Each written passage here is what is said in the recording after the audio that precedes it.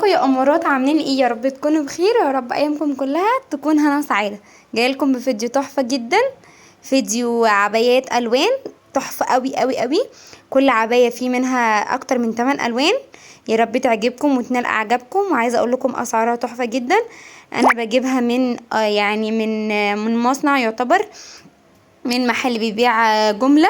فلو عايزين تعرفوا اي سعر عباية قولوا لي في التعليقات وانا هكتب لكم سعرها. انا مش ببيع، بس انا بجيب لكم الاشكال وبجيب لكم المكان، واللي حابب يروح يروح، وبديكم فكرة من العبايات، اشكالها الجديدة، موديلاتها، هكذا.